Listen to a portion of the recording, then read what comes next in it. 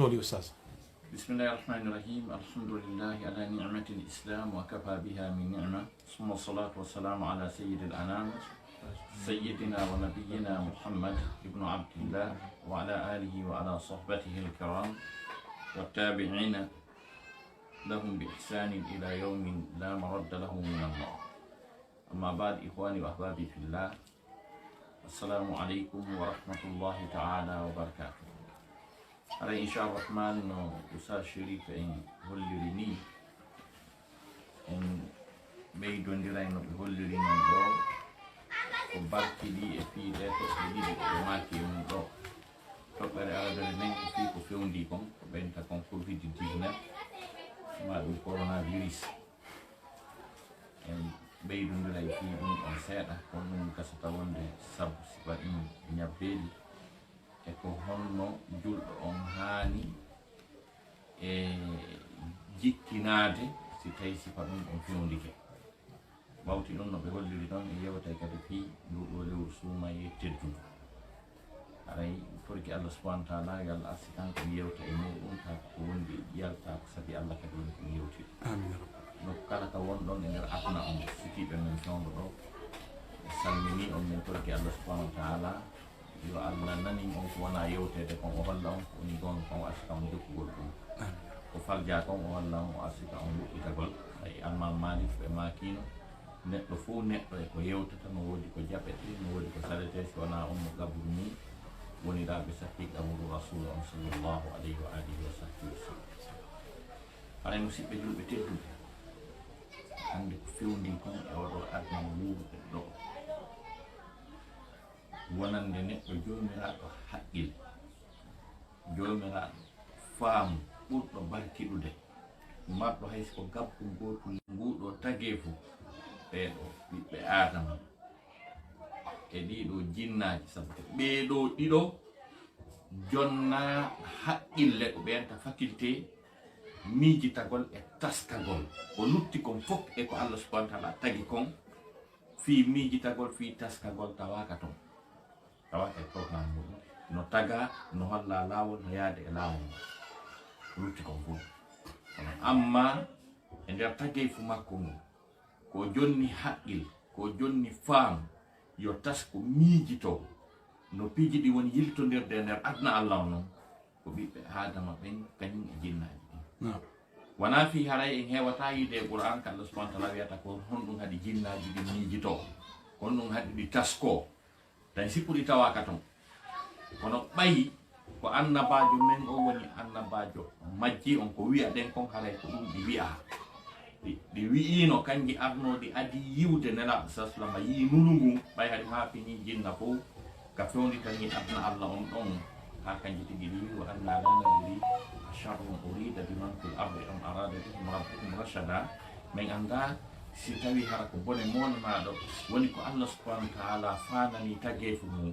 ka leydi ɗo ɗen ka hara ko moƴƴere ka hara ko peewal ɗi yaltono ɗi ɗaɓɓiti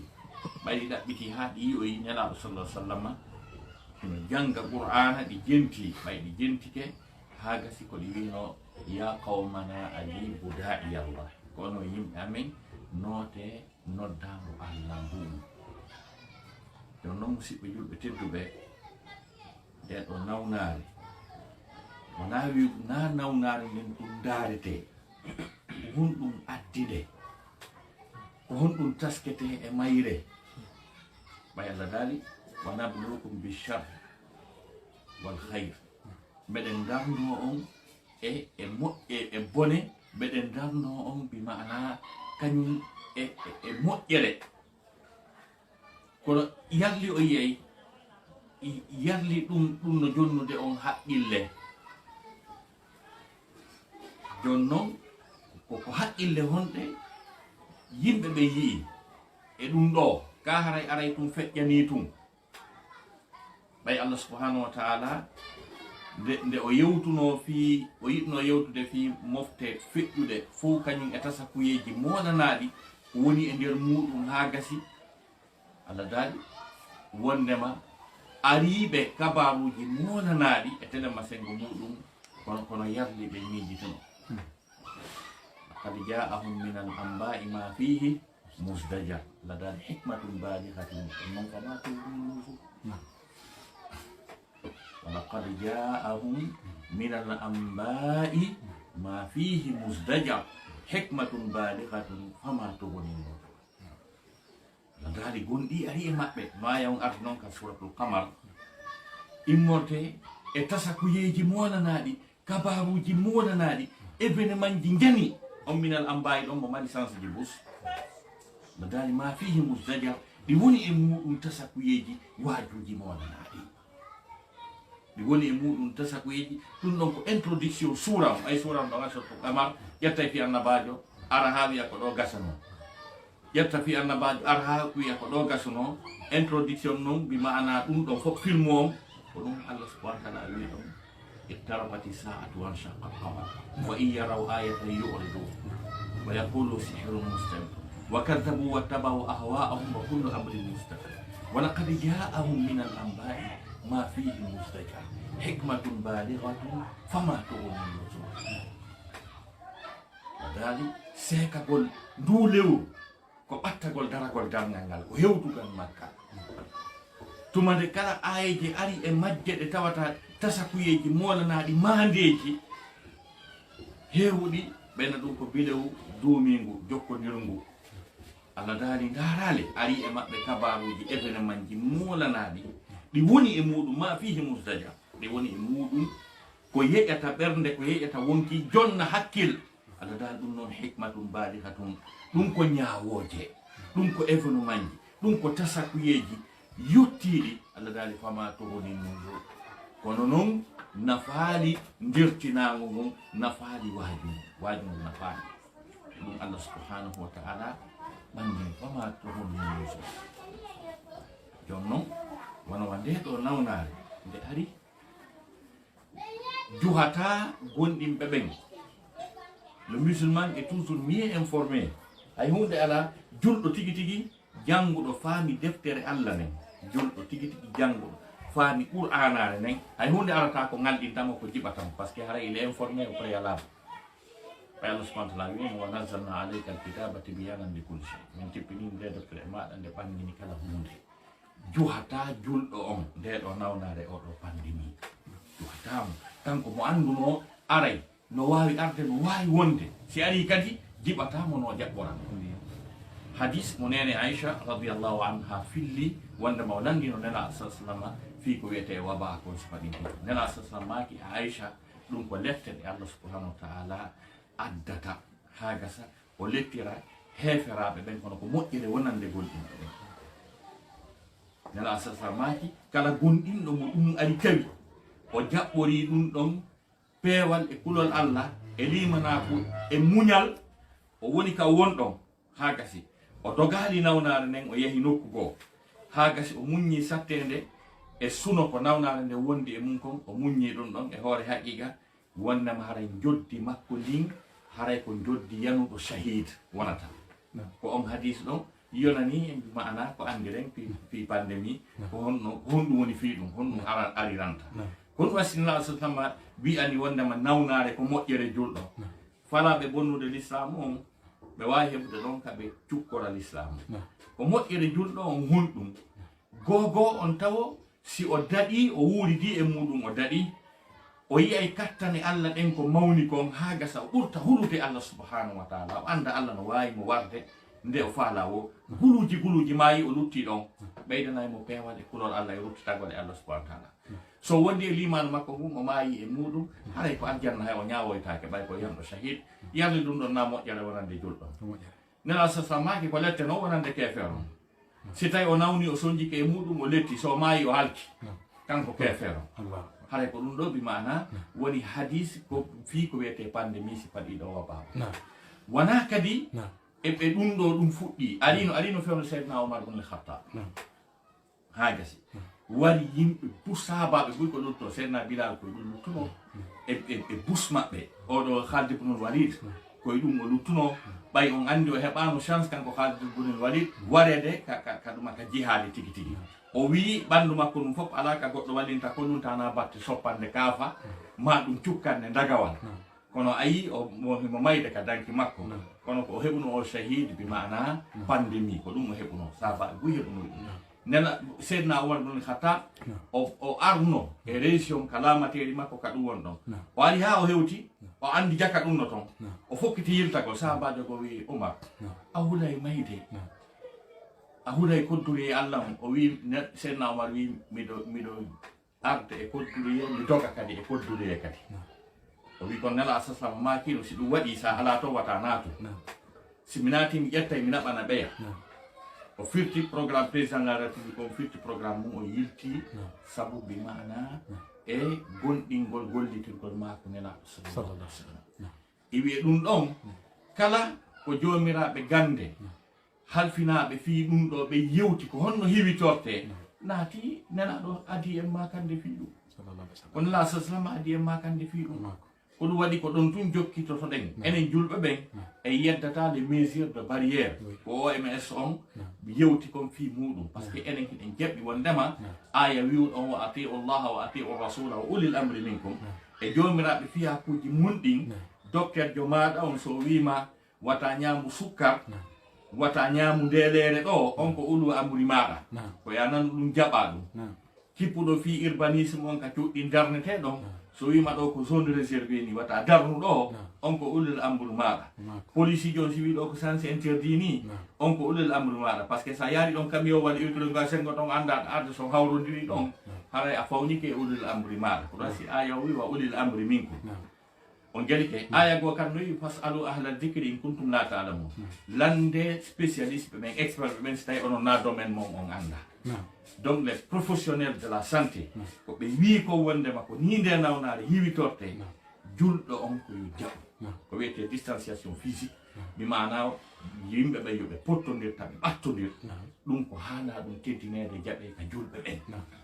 wonde mo wata be moɓondir be busno ko gotum dum ko en jabu dum hande no wodi on be ngiñude makana faaka wadera kani wattitira kani yimbe be ngino huli mayde nem buri Allah be famali dum don kadi ko hulugol Allah gol jeya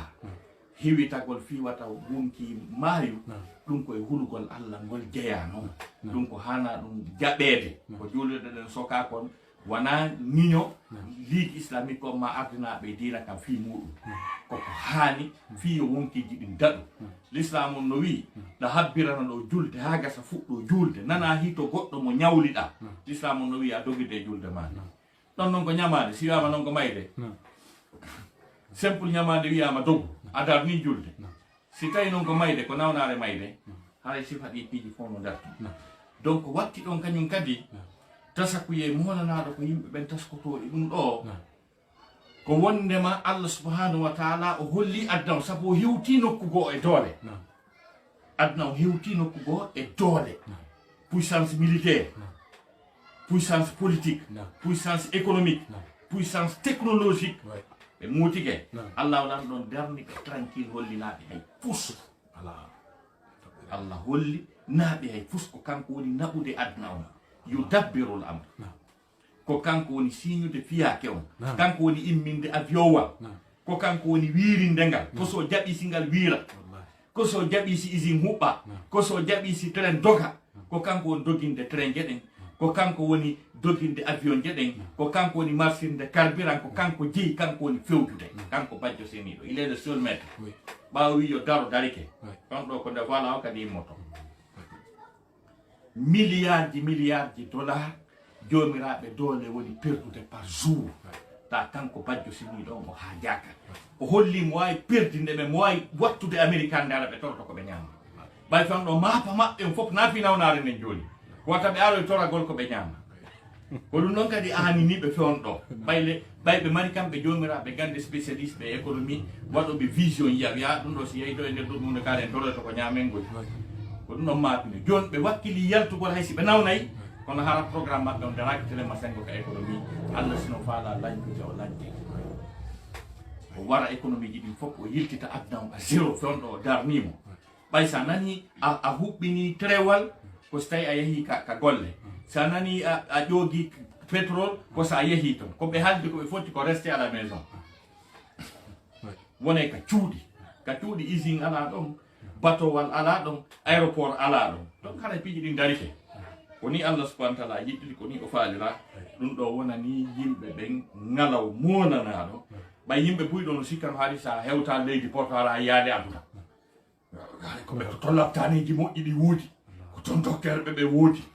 awa ka docteur ɓe ɓe woni ɗon kaɓe ɓuuri wonde ɗon nawnare ari nde wari guluji 60 60.000 américain fatike ka docteur ɓe moƴƴuɓe woni ka labtaneji kelɗuɗi won bami ɗo gongini annabi ibrahima o wi wa ida maridtu fa huwa yashfin simi nawni ko kanko dikkintanmi jagana comprimére américain jo jaka wana lekki bimana équipement sophistiqué italien jo woni lekki kin ko Allah subhanahu wa ta'ala dikkinta ko ɗo wasi Ambroise Paré o wi je te soigne Dieu te guérit wayne mi ñawdata kono ko Allah dikkinayi ma nani Oustaz Saydou ka angal taƴu gonɗon nam min miɗo ngalɗi ko hikka tum mi yi'i goɗɗo no iwta Europe taw o hitta taw koyo suuɗo si andama ko toon mo iwri ɓaray mo kal ɓay mo wondi e tana sabu noon ko waɗi Afrique ga ko ɓuri 90% ko heɓini nawnare nden ko yurɓe Europe en na ha yurɓe Asie jonno wowi ɓen ko wawa thiaw ko ɓen woni yimɓe aljanna ɓen mi yiɗo ko neɓiti ɗo seeɗa sabu crise an on mi yaha leydi Porto ɓay mi yahoyi fo wi awa hande kadi usatta e ɓamta hande kadi mi arto yimɓe ara dara kumtigini mi arto ko ɗum won to ko ɗum won to ko ala hay nokku e nder aduna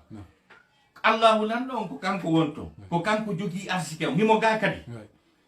min miɗo andi ko Allah jogui arsike o kanko jogui polgal kanko jogui mangu kanko jogui doole kammi woni wonan andi moɗon kadi kanko bajjo seniɗo yo laɓanno yimɓe ɓen pos wondema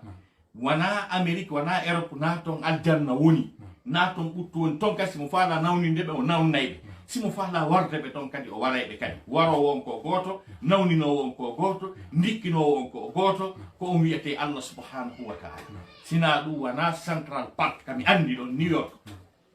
kala faalaɗo ƴettude dose bakkatu ko yonata ta ko yonanmo net dargol ko duwaka darde yo yaw ɗon ka ete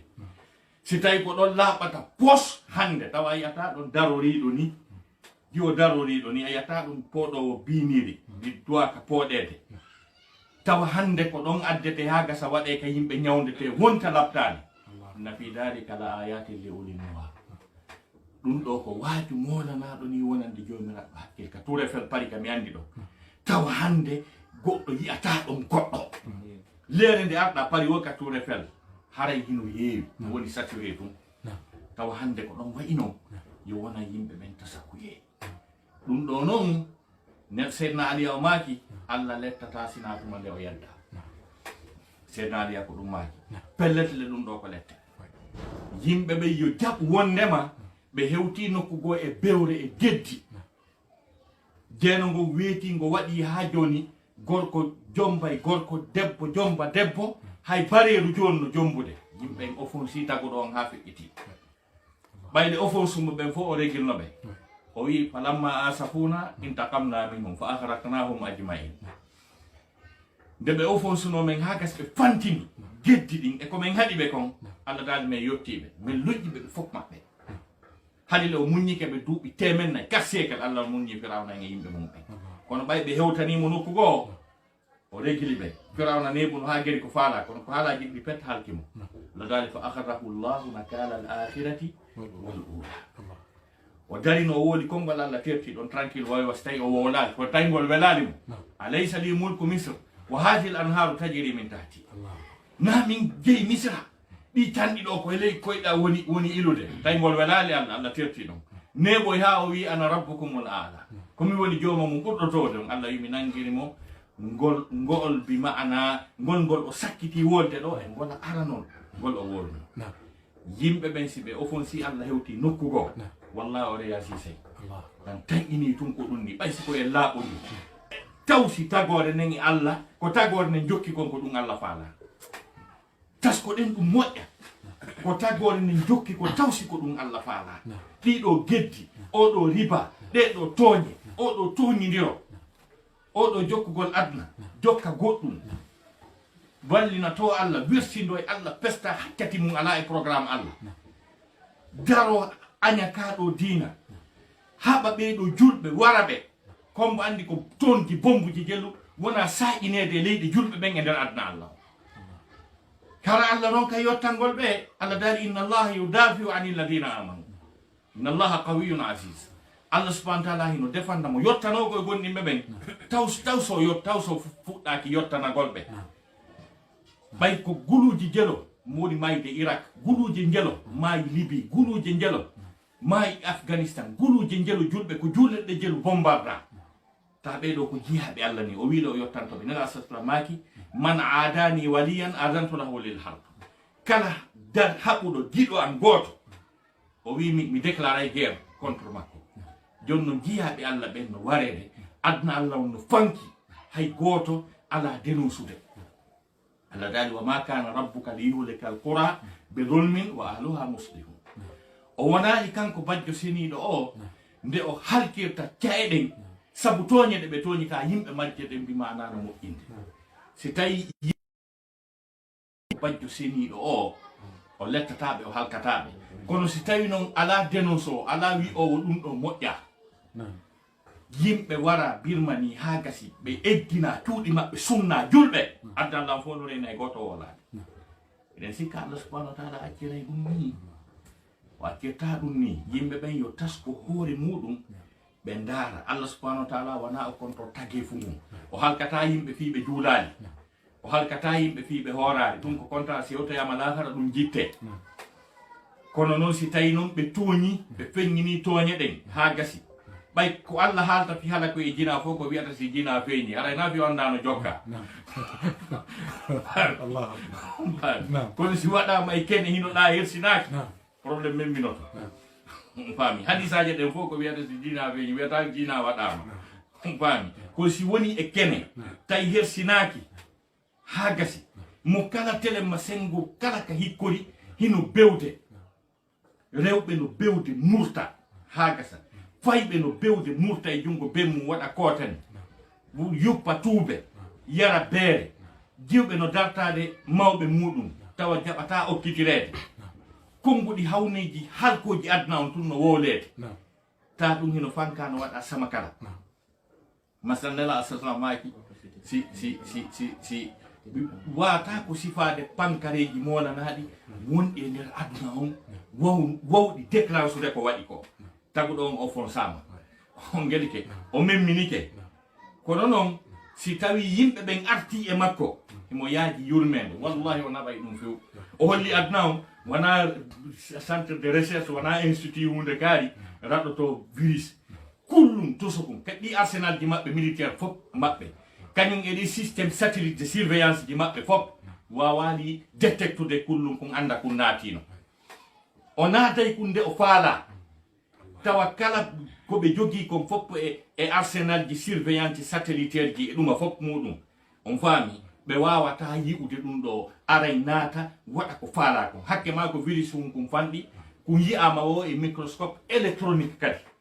ko wawiten eɓɓude fiyen haqqille ɗe yo jaaɓu ko gabbum foññe señdete pecce wulure ko gotu wata wonde kon covid 19 kon wonɗo yiide ko kon ɗo woni lañtude aduna on ha gasa ari ɗo haalanɗo maɓɓe bo min mala innitude o wi wondema que notre pays est en guerre contre un ennemi invisible insaisissable donc il a déclaré sa défaite sa période ɗo e gagne a yiyatamo a watamo nangude o frappete à tout moment tawa ko piigum kokkunni hande yimɓe bewaynoɓe ha gasa yedda bewa wiya ma yalta ma voyage ma yaha plage ma ɗumanno goɗɗo wata wiide mi yahata plage goɗɗo wata wiide mi voyage ata goɗɗo wata lan contrôle de ko min andi fi hoore an a kullum ari wi ka suudu heƴu ɗo kullum ari wi awa joni a yaltata ɗo heƴu ɗon joni dariɗo accitiri ni ɓandu mum ha gasi kullum ari wi hijab joni o faami jakka yo jakka ko ɗum Allah subhanahu wa ta'ala wi ko simo falasi o yedde ko simo falasi o yedde leyɗe bus wiwnoɗe yennaynoɗe hijabe ɗuma wi joni Allah ala ɓorne ɓe joni ɓe wi ɗum jakka yo Allah subhanahu wa ta'ala no wawma waɗinde ko faala ko ɓay a yeddi Allah wo a jeeni wo a bewi wo ko sa wawi ƴawde avion wal ha gasa tippoɗa yaha yedda Allah ka falɗa mo yeddude ɗon so darni noon avion je fof ha gasi o wi ka cuuɗi hara jakka ko ɗum wawɗa joni noon ɓayɗa andi hiɗa wawa jaɓu wawede jaɓu wawi mawɓe amen go makuno wo sa nangodiri e mo anduɗa ɗa felliti o liɓete wo so tonima dow daran hoorema ka wallinira ma ɗum ta acci o piita kaw faalawo ko waɗi ustad Saybou nam haray fayda mo taskitike nam hande son tini hande hay woɓɓe ala salmodirde nafere me gorko e debbo salmodir hande mine marno gorejo e leyɗe telen ton o wino kanko ka gollata ɗon ko ma o waɗa bisu ma waɗa bise o gollata ɗum oye kono noon o gueɗata min mo koyo accir fi Allah hande ari ko accina hande hay worɓe ala wadde bise na ɗum feere worɓe rewɓe hande ko wonno kon hanki wona norme hande ko ɗum woni norme waɗugol masque buumo woɗɗodirgol